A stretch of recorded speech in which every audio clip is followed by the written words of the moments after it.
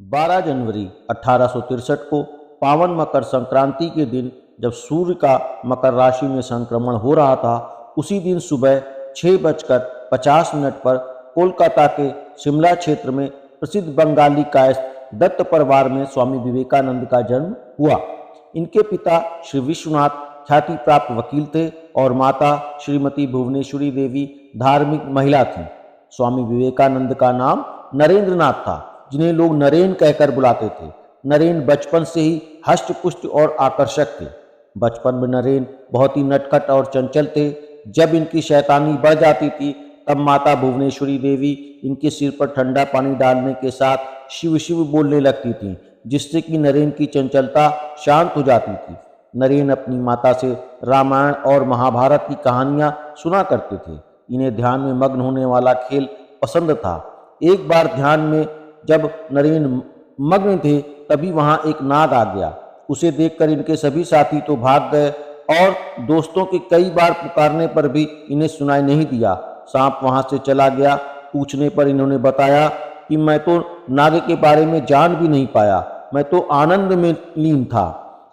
भारतीय समाज में व्याप्त जाति भेद नरेन के लिए एक बड़ा रहस्य था। इनके घर में अलग अलग जातियों के लिए अलग अलग हुक्के थे। एक दिन नरेन ने सभी हुक्कों से कश लगाया। अपने पिताजी के पूछने पर कहने लगे कि मैं तो जातियां तोड़ रहा था। एक विद्यार्थी के रूप में नरेन विलक्षण स्मरण शक्ति और असाधारण प्रतिभा के धनी थे। इनके प्रधानाचार्य श्री हेस्टी ने इनका वर्णन इस तरह से किया है: नरेंद्र नाथ वास्तव में असाधारण प्रतिभा के धनी हैं। मैंने दूर दूर तक यात्रा की है, किंतु मैंने ऐसी बुद्धि वाला लड़का अभी तक नहीं कहीं देखा है। जर्मन विश्वविद्यालयों में दर्शन शास्त्र के विद्यार्थियों में भी मुझे कोई नहीं मिला। वह निश्चित रूप से ख्याति प्राप्त करेगा। ईश्वर की खोज में नरेंद्र नाथ स्वामी रामकृष्ण के पास गए। उनकी उत्सुकता तब शांत हुई जब रामकृष्ण परमहंस ने कहा कि मैं न सिर्फ स्वयं ईश्वर के दर्शन करता हूँ, बल्कि मैं तुम्हें भी दर्शन करा सकता हूँ। नरेंद्र नाथ को पहली बार देखकर स्वामी रामकृष्ण परमहंस ने अपनी अनुभूति को इन शब्दों में व्यक्त किया है। पश्चिम की ओर के दरवाजे से नरेंद्र पहले दिन इस कमरे में दाखिल हुआ था।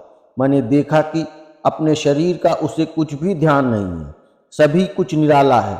आंखें देखकर ऐसा लगा मानो उसके मन को जबरदस्ती किसी ने अंतर्मुखी बना दिया है। प्रतीत हुआ कि विषयी लोगों के निवास स्थल कलकत्ते में क्या इतना बड़ा सत्गुणी आधार रहना भी संभव है।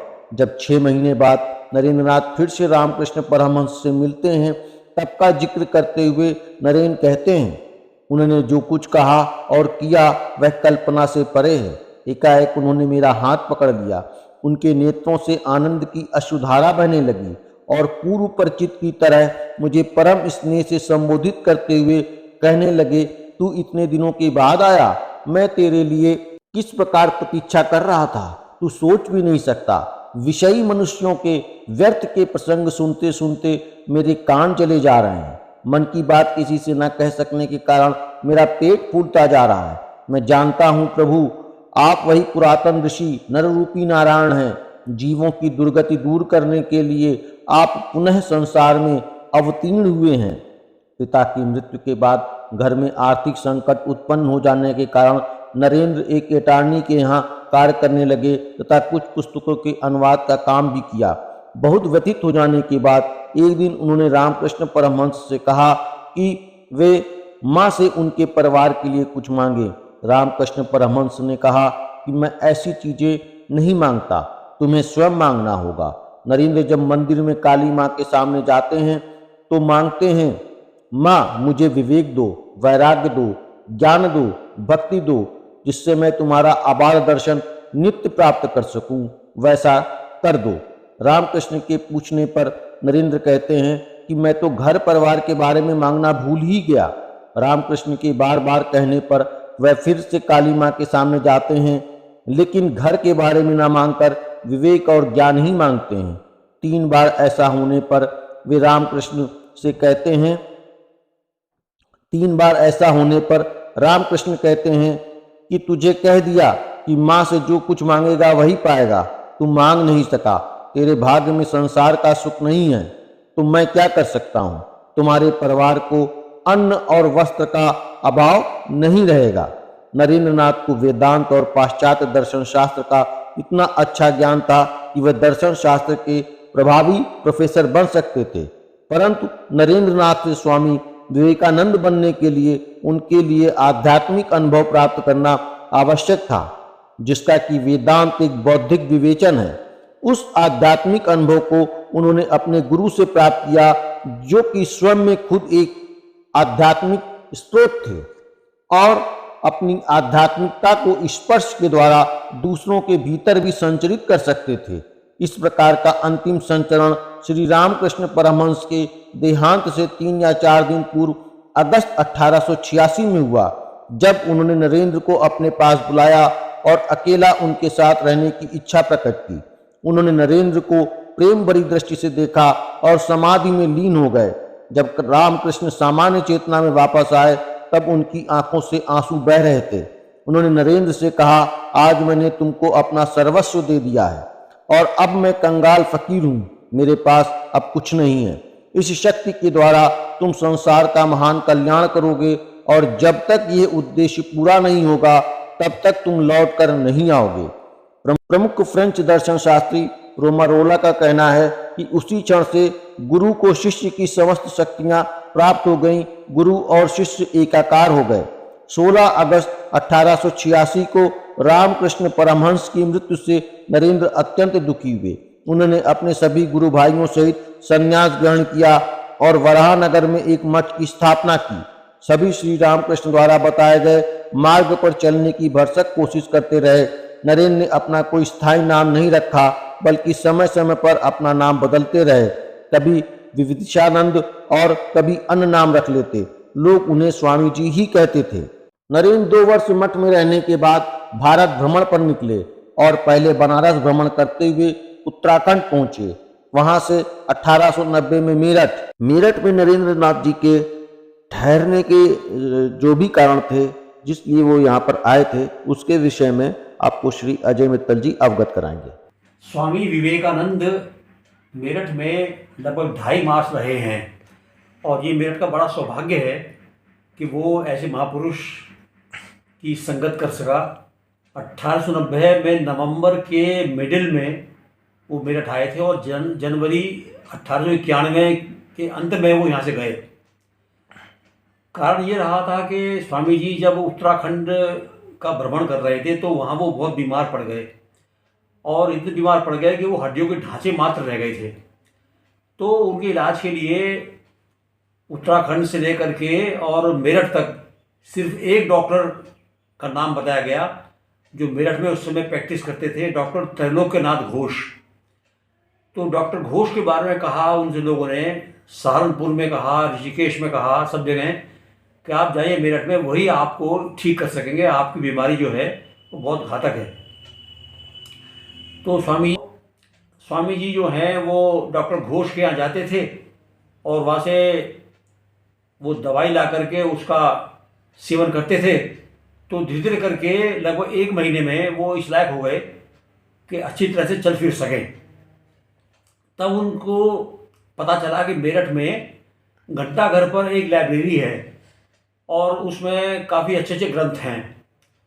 तो उन्होंने अपने साथी अखंडानंद को भेज करके पता करवाया कि जॉन लबॉक करके एक बहुत बड़े राइटर थे उस समय के, ये ब्रिटिश थे और लंदन यूनिवर्सिटी के वाइस चांसलर थे।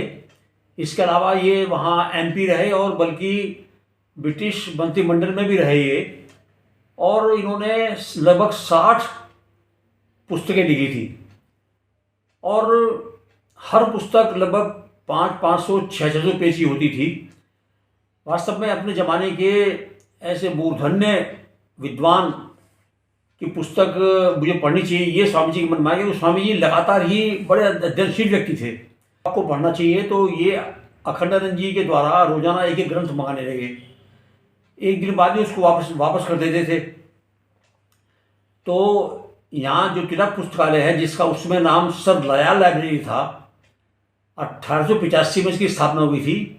सर लयाल जो हैं वो यूपी के गवर्नर थे तो सर लयाल के कारण से विदेशी विद्वानों की बहुत पुस्तकें यहाँ पर मौजूद थी। तो स्वामी जी को जॉन लॉक की पुस्तकें मिलती गई और इन्होंने लगभग 15 दिन में 15 ग्रंथ ही पढ़ डाले।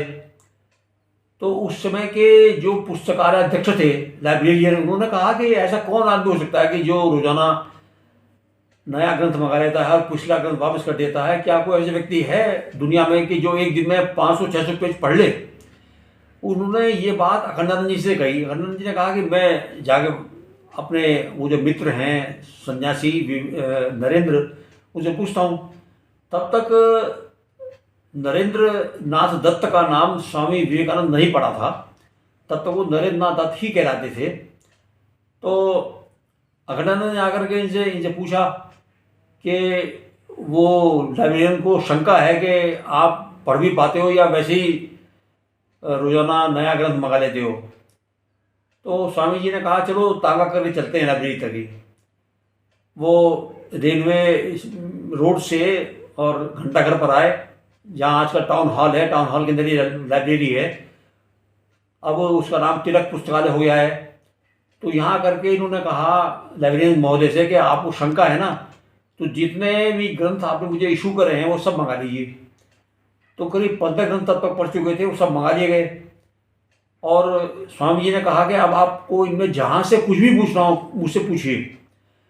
तो पुस्तकालय अध्यक्ष ने इनसे बहुत सारे प्रश्न किए और उसे जान के बड़ा आश्चर्य हुआ ये देख करके कि स्वामी जी जो हैं जो कुछ उत्तर देते थे वो लगभग उसी भाषा में होता था जिस भाषा में ग्रंथ में लिखा हुआ है। मानो स्वामी जी के पास कोई फोटोग्राफिक मेमोरी है कि जो कुछ भी पढ़ती है वो उनके मस्तिष्क में वो अंकित हो जाती है। तो ये देख करके वो उनके चरणों में गिर गए और कहा कि मुझे क्षमा करिए, मुझे तो ये देख के आश्चर्य हो रहा है कि आप ऐसे अद्भुत स्मृति के स्वामी हैं। तो आपसे मेरा अनुरोध है कि आप इन सभी ग्रंथों पर हस्ताक्षर कर दीजिए। मैंने और एक स्वामी जी का एक बड़ा मुरीद है सलमान नाम का, हम दोनों ने मिलकर के एक पुस्तक वहाँ पर खोजी, जॉन लॉक की लिखी हुई ही, जिसका शीर्षक एंशिएंट इंडिया, प्राचीन भारत था। उस पुस्तक के अंदर स्वामी जी के हस्ताक्षर तो नहीं थे, लेकिन स्वामी जी का हस्तलेख था। स्वामी जी ने उसमें एक जगह जॉन लॉक के एक कथन पर टिप्पणी दी थी। जॉन लॉक का कहना था कि जो प्राचीन आर्य थे वो नीले रंग से परिचित नहीं थे, ऐसा उन्होंने अपने किसी ग्रंथ में लिखा होगा। तो स्वामी जी ने उसमें टिप्पणी की थी कि नीले रंग से तो जो आर्य हैं वो पहले से परिचित हैं। नीला गगन है, राम के संबंध में श्लोक आता है नीलांबुज श्यामल कोमलांगम, कि वो नीले कमल के समान रंग वाले थे। तो ये संभव ही नहीं है कि जो आर्य थे वो नीले रंग से परिचित ना रहे हों। उत्तर से दक्षिण की यात्रा करते हुए नरेंद्र नाथ कन्याकुमारी पहुंचते हैं। वहां पर देवी के दर्शन करने के बाद समुद्र में तैरकर लगभग 200 मीटर की दूरी पर एक चट्टान पर बैठकर 25 दिसंबर से 27 दिसंबर 1892 तक 3 दिन 3 रात ध्यान करने के बाद उन्हें ज्ञान की प्राप्ति होती है और वे ज्ञान प्राप्त करने के बाद इस निष्कर्ष पर पहुंचते हैं कि जिस ईश्वर की मैं सेवा करना चाहता हूं उसका साकार रूप तो मानव जाति ही है। इसी सोच ने उन्हें दरिद्र नारायण की सेवा करने हेतु प्रेरित किया। इसके बाद कन्याकुमारी से रामानंद और पांडिचेरी होते हुए वे मद्रास पहुंचे। वहां से उन्हें धर्म महासम्मेलन में भाग लेने के लिए अमेरिका जाना था। अमेरिका यात्रा से पहले ही खेतड़ी के राजा ने नरेंद्र नाथ को निमंत्रण पर बुलाया और उन्हें लाल रंग की सिल्क की पोशाक और भगवे रंग की पगड़ी भेंट करते हुए विवेकानंद नाम ग्रहण करने की प्रार्थना की और तब से नरेंद्र नाथ विवेकानंद के नाम से विख्यात हो गए।